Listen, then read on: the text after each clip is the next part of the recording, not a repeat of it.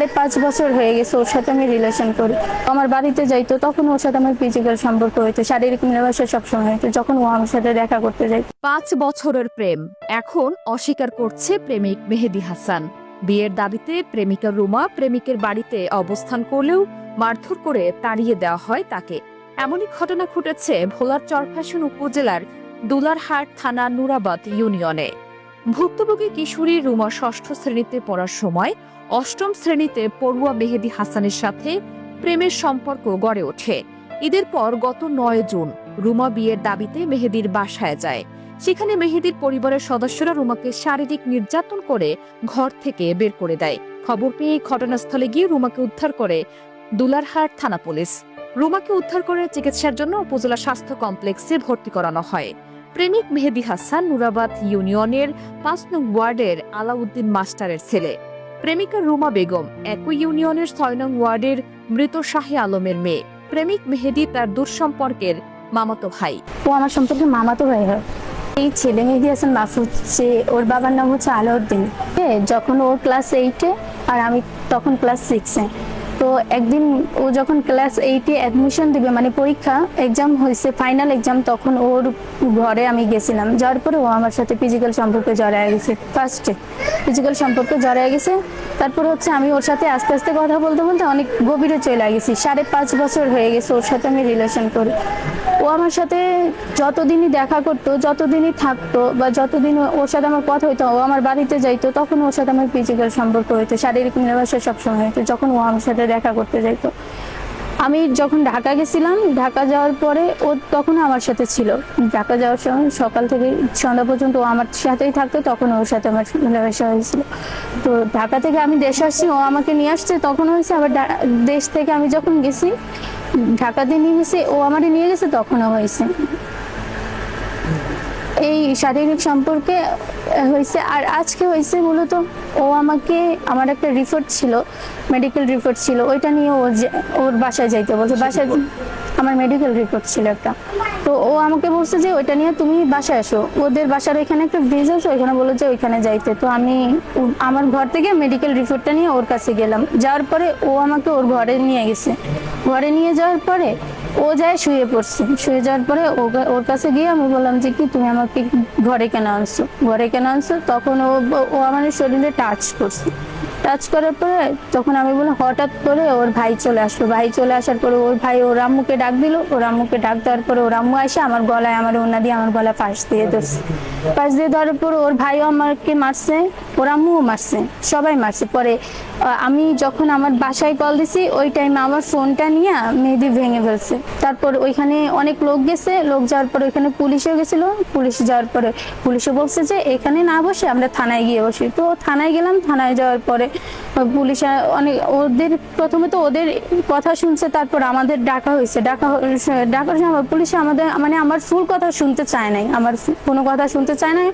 ওরা বলতেছে, পুলিশে বলতেছে যে কি এখন ছেলে এখন করছে, নেক্সট টাইম আর করবে না, নেক্সট টাইম আর এরকম করবে না। তো আমার তো নেক্সট টাইম চাই না, আমি তো নেক্সট টাইম এখন করছে, আমার তো যা হওয়ার হয়ে গেছে, নেক্সট টাইম দিয়ে আমি কি করবো? মানে বিয়া কইরা দুইজন হ্যাঁ এক লগে থাকুম, কিন্তু ওগুলা করুম না। কেন? এগুলা করলে মানে বুঝা যায় বিয়া বিয়া করতে। চাকরিতে নেয় না তাইলে? হ্যাঁ নেয় না, কারণ এগুলা করলে বুঝা যায়। আর ওরা কেমনে মেডিকেল করলে ধরা যায়। তা আমরা যে অন করছি তাহলে এসম ধরা যাবে না?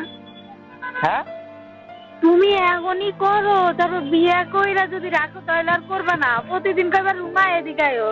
এদিকে এ বিষয়ে জানতে মেহেদীর বাসায় গেলে কাউকে পাওয়া যায়নি। তবে প্রেমিক মেহেদীর পিতা আলাউদ্দিন মাস্টার ফোনে বলেন, স্থানীয় প্রভাবশালী ব্যক্তিবর্গ ও দুলারহাট থানার ওসি বিষয়টি মীমাংসা করে দিয়েছে। এটা একটা ঝামেলা হয়েছিল, এটা দুলারহাট থানা ওসি সাহেব এবং নুরাবাদের বর্তমান বিএনপি নেতৃবৃন্দ যারা ছিল তারা একটা সমাধান করেছে। সমাধানটা হয়েছিল, তা কোনো সাক্ষী প্রমাণ পাইনি, এর হেল্প করে দিচ্ছে আমাদের প্রতিনিধি। ঘটনা সম্পর্কে জানতে চাইলে দুলারহাট থানার ভারপ্রাপ্ত কর্মকর্তা আরিফ ইফতেখার জানান, মেয়ের মা আর ছেলের বাবা এরা হচ্ছে আত্মীয়। তো মেয়ের বয়স সম্ভবত 16-17 বছর, আর ছেলের বয়স 18 বছর, ইন্টারমিডিয়েট পাস করছে। ওই ছোটবেলা পাশাপাশি থাকতে থাকতে এদের ভিতরে পরিচিত দীর্ঘদিনের। তো মেয়ে খুব এগ্রেসিভ, সে ছেলেকে বিয়ে করবেই। ছেলে তো কিছু করে না, তো ছেলের বাপ বলে যে ছেলে তো কিছু করে না রে, ও বিয়ে করবে, ও পড়াশোনা করবে না বিয়ে করবে এই। কিন্তু এদের ভিতরে এরা তো আর কিছু বলতে পারে নাই। মেয়ে বলছে যে প্রেম করে, প্রেম করলেই তো একটা জিনিস করা যায়। তো আমরা বলছি যে আমরা কোনো কিছুর বিয়ে শাদী দিতে পারবো না আপনারা, আর এটার দায় দায়িত্ব হচ্ছে হলো কোর্টের। আপনারা আইন শৃঙ্খলা মানে মারামারি ঝগড়াঝাটি করতে পারবেন না। হ্যাঁ, এটা নিয়ে কোনো রকম পরিবেশ নষ্ট করতে পারবেন না, একে অপরে মারামারি করতে পারবেন না, এই জন্য আমরা ডাইকে নিয়ে এসেছি। মেহেদীর পরিবার সম্পর্ক মেনে নিচ্ছে না। তারা প্রভাবশালী হওয়ায় রুমা ও তার পরিবারকে বিভিন্ন প্রকার হুমকি প্রদান করেছেন।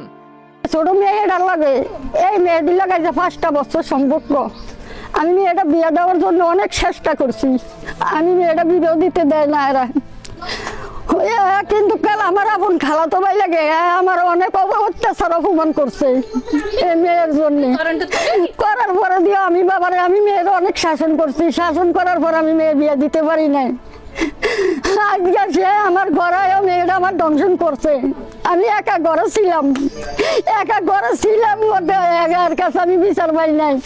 দেখ দিয়ে কাটা ভাঙ্গা পর্যন্ত আর ছেলেরা গেছে। এই মাস্টার বলছে যে আপনি প্রমাণ নিয়ে আসেন। মাস্টারের একে আমি 50টা প্রমাণ দিছি, মাস্টার বিশ্বাস করে নাই ছেলের কথা। অনেক অত্যাচার অপমান করছে, করার পরে দিয়া আজকে আমি এই মেয়ে নিয়ে অপমানিত ইয়ারা নিয়ে আমি থানায় পর্যন্ত বুঝলাম।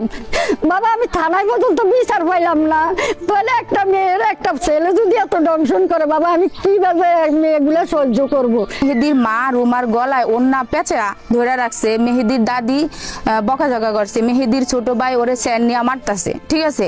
তখন আমার বড় ননন ওর মোবাইলটা বের করে ভিডিও করতেছে, ভিডিও করতে যায় মেহেদি দৌড়ে আইসা আমার বড় নননের মোবাইলটারে আসার দিয়া ভাইয়া ফেলছে, মানে যে কোনো প্রমাণ না রাখতে পারি।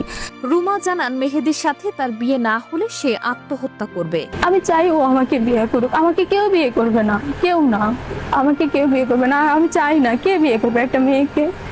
ও আমার সাথে যেভাবে সম্পর্ক করছে, এই সম্পর্ক বা এত কিছু হওয়ার পরে একটা মেয়েকে তো কেউ নিবে না। তো ও ছাড়া যদি আমাকে কেউ নেয়, কেউই নিবে না। তো আমি চাই ও আমাকে নিক, আর ও যদি নাই নেয় তাহলে আমার বেঁচে থাকার কোনো অধিকার নেই। আমি আত্মহত্যা করবো, আত্মহত্যা করে দুনিয়া ছেড়ে দিব। প্রেমের বিষয়টি জানেন রুমার পরিবার, সহপাঠী ও স্থানীয়রা। তারা চান এই ঘটনার সুস্থ সমাধান হোক। যখন একসাথে পড়তাম তখন মেহেদি আসতো, আসার পরে ওরা একসাথে দেখা করতো, একসাথে কথা বলতো, বিভিন্ন জায়গায় যাইতো। তারপরে মেহেদি ওকে আশ্বাস দিত এমনটা যে আমি তোমাকে বিয়ে করব এমন এমন। তো এরকম আশ্বাস দিয়ে তার সাথে ফিজিক্যালি রিলেশনশিপে চলে গেছিল ওরা।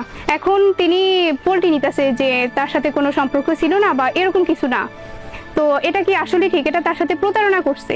প্রতারণার ফলে যার কারণে একটা মেয়ের জীবন নষ্ট হয়ে যেতে পারে। সেই মেয়েটা বিশ্বাস করে তাকে সর্বোচ্চ সবটা দিয়ে দিচ্ছে। এখন সে যদি এমন ভাবে প্রতারণা করে, মেয়েটার জীবন চলে গেলে মেহেদি ভাইকে এখানে তার ফল দিবে। স্বামী স্ত্রীর ভাবে যে একটা সম্পর্ক আছে না, ওদের এমনি সম্পর্কই ছিল। তারপর আমাদের বাসায় আসছিল রুমায়, আসার পরে ওই 4-5 দিন আমাদের বাসায় ছিল। থাকার পরে ও আমাদের বাসায় আসছিল ওর সাথে দেখা করতে, হেদি আসছে রুমার সাথে দেখা করতে। যখন ও আমাদের বাসা থেকে যাবে তখন আমার ফোন দিয়ে ওর সাথে কথা হয়েছিল, ওর সাথে মেসেজ আছে এবং ওর সাথে ভিডিও কলে কথা বলছে, ওর ভিডিও ওর কাছে পাঠাইছে, সবই স্ক্রিনশট আমার মোবাইলে আছে। এখন কথা হলো ওর সাথে ওর ফ্যামিলি ভাবে যুদ্ধ করছে ওর জন্য। ওর মায়ের খাইছে, মায়ের খেয়ে ওর ফ্যামিলির বিরুদ্ধে গিয়ে ঢাকা চলে গেছে একা, একটা মেয়ে। তারপরেও ও কেন ওর সাথে এমনটা করতেছে বলেন? এমন ঘটনায় এলাকা জুড়ে চাঞ্চল্য সৃষ্টি হয়েছে।